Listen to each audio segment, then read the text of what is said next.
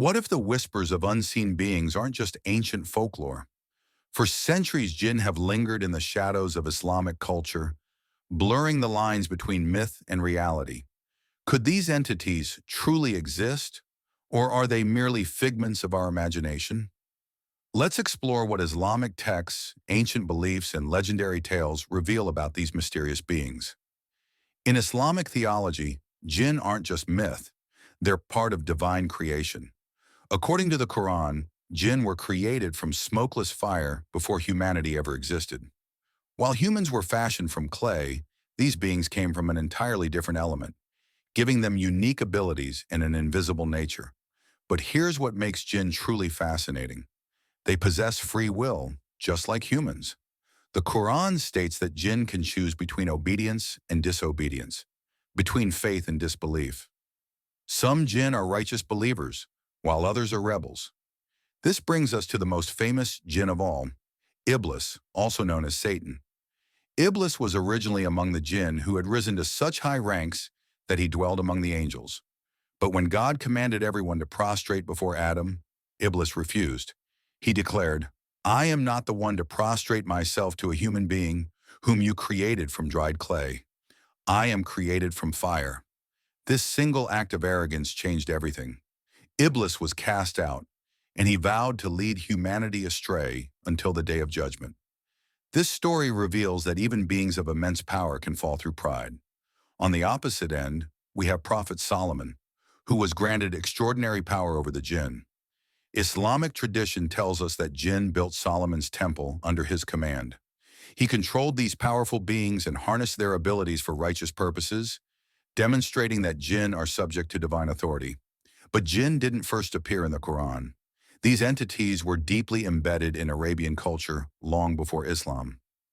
Pre-Islamic Arabic poetry frequently mentioned jinn as mysterious forces dwelling in desolate deserts. The Bedouin people believed these beings inhabited abandoned ruins, empty wells, and endless stretches of sand. Ancient Arabs believed jinn were responsible for diseases, mental illnesses, and unexplainable desert terrors. They didn't just fear jinn, they sometimes worshipped them, seeking protection from their wrath. According to these beliefs, jinn could shapeshift into animals like snakes and scorpions. The desert wasn't just physically dangerous, it was spiritually treacherous. While sacred texts and ancient beliefs laid the foundation, folklore truly brought jinn into the realm of imagination. The most famous example is the story of Aladdin from 1001 Nights. When Aladdin's mother first rubbed the dirty lamp, a hideous genie appeared asking, "What wouldst thou with me?" The jinn immediately produced a lavish feast on silver plates. These weren't friendly wish granters. They were terrifying entities bound to serve whoever held the lamp. Later, when Aladdin rubbed his magic ring, another enormous genie emerged, declaring, "I am the slave of the ring and will obey thee in all things." Notice the word slave. These jinn were trapped, forced to serve humans against their will. The power they wielded was extraordinary. They could transport entire palaces across continents, conjure wealth from nothing, and alter reality itself. But what makes jinn compelling in folklore is their complexity. They're not simply good or evil.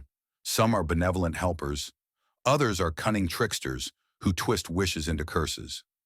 Many are malevolent entities seeking only to harm humans. This mirrors Islamic theology perfectly. Just as humans range from saints to sinners, jinn encompass the full spectrum of moral possibility. So what are we to make of jinn?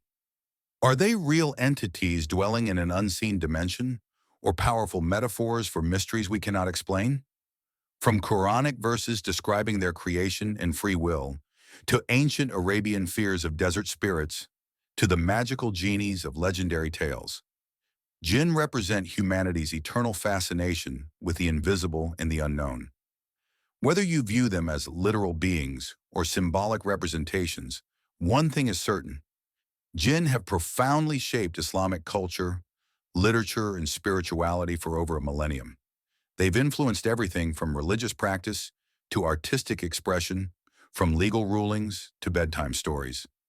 The mystical realm of jinn continues to captivate us, blurring the lines between the seen and unseen, between ancient wisdom and modern curiosity. Sometimes the most captivating stories are the ones we can neither prove nor disprove.